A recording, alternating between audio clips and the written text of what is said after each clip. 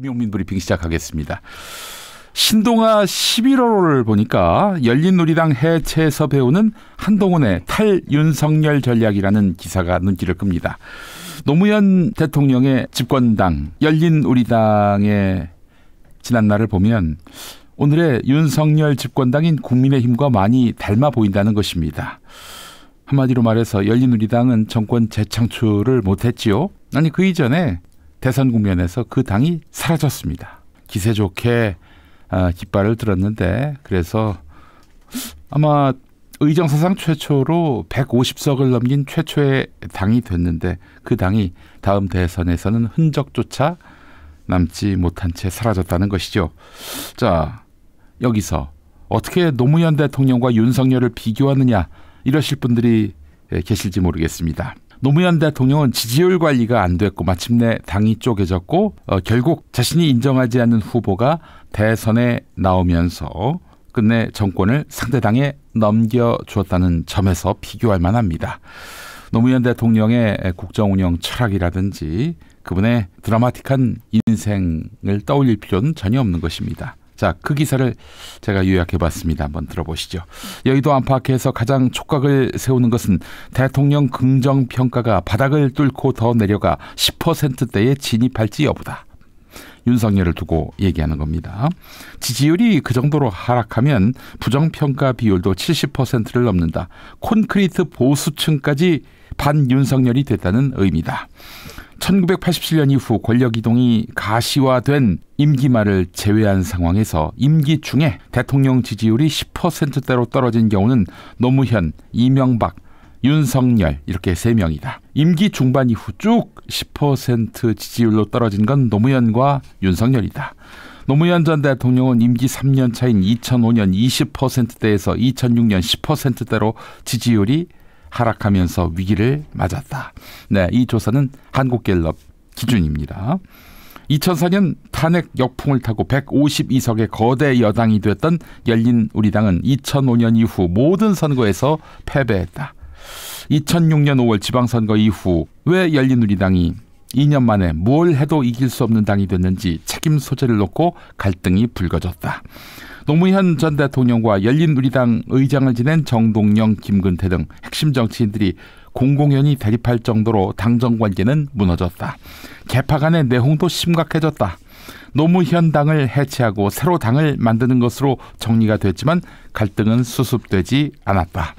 2007년 대선 후보 경선 과정에서 쪼개진 노사모는 각각 정동영, 이해찬 지지자로 나뉘었는데 정동영 지지파에 대한 그 반대파의 논리는 배노, 즉 노무현을 배신했다.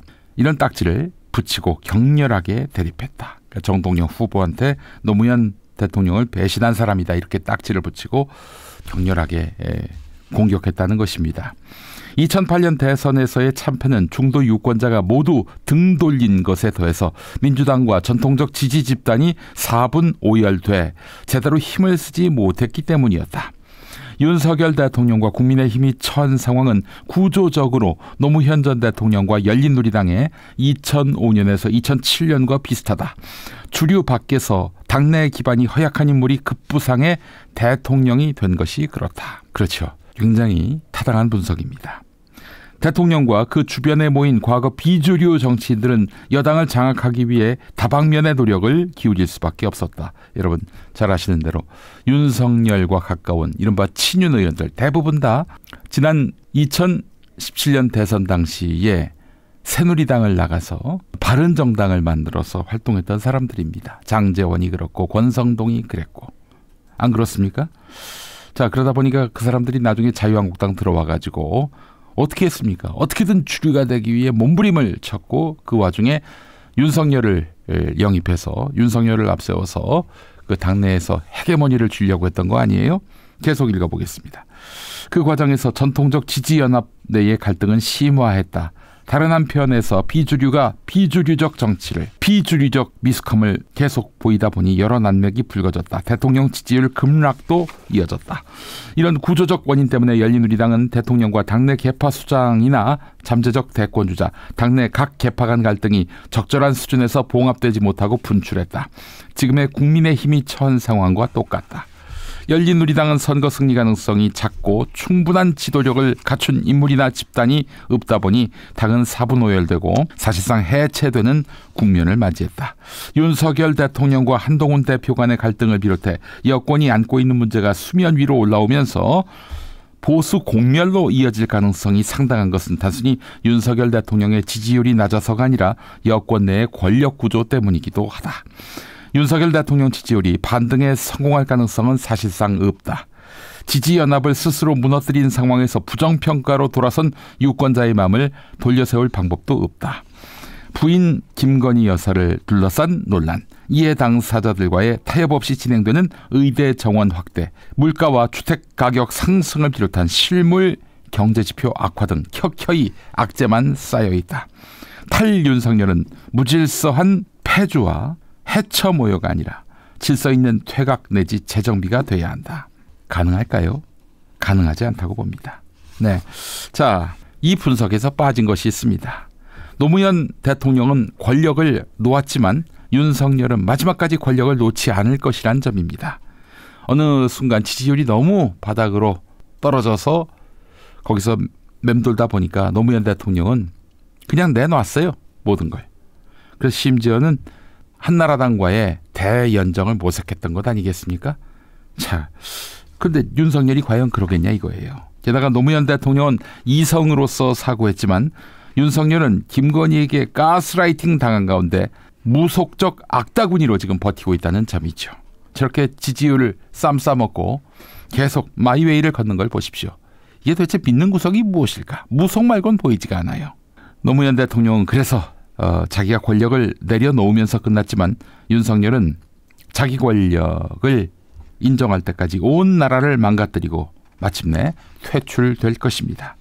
자, 중요한 것은 후계고도입니다. 한동훈에게 이 시간 꿀팁을 주려고 합니다. 감옥 갈 각오로 싸워라. 정동영처럼 주도권 다툼으로 대선 후보가 돼봐야 열린우리당 몰락과 같은 길을 걸을 것이다. 이 이야기입니다. 그렇잖아요. 노무현 대통령과의 어떤 헤게모니 싸움에서 이기긴 했지만 결국 본선 가서 비참하게 패배했잖아요. 야당보다 더 세게 윤석열과 들이받을 때 기회와 가능성이 남습니다. 그거는 야권도 마찬가지예요. 조국혁신당 보세요. 쇄빙선이 되겠다고 했지만 쇄빙선은커녕 유람선이 됐고 황현선이 되지 않았습니까? 그러다 보니까 지금 지지율이 급락하고 있는 거예요. 자, 지금 가장 거세게 싸우는 정당에게 지지가 몰리게 돼 있습니다.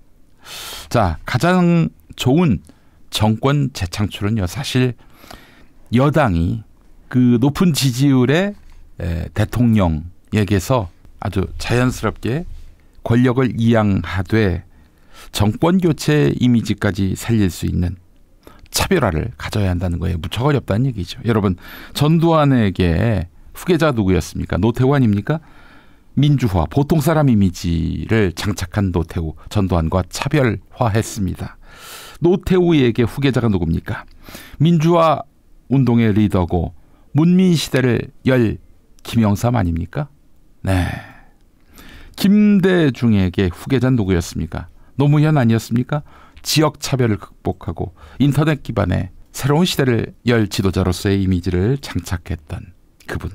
그렇습니다. 닮은 듯 하지만 차별화된 이 사람이 집권하면은 정권 재창출이긴 하지만은 정권 교체의 의미도 살겠다 하는 후보가 당선되기 딱 좋습니다.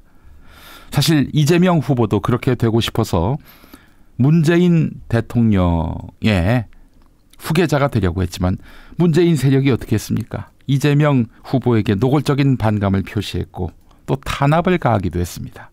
결국 불가능했습니다. 사실 따지고 보면은 문재인의 후계자는 윤석열이 아니었을까 하는 생각도 해봅니다. 그렇잖아요. 문재인 대통령에 의해서 발탁돼서 그의 집권기 4년 동안 서울중앙지검장, 검찰총장을 지냈던 윤석열 아닙니까? 문재인에게 없는 그런 강인하고 강단 있는 모습, 물론 그건 다 이제 허황된 이미지였지만 그런 이미지로서 집권한 사람은 윤석열이었습니다. 자, 한동훈에게 정리해서 말합니다. 당신이 걷는 그 길은 길이 아닙니다. 자기 메시지로 들이받고 싸우기 바랍니다. 오늘 아침에 무수히 많은 기사가 쏟아지고 있습니다.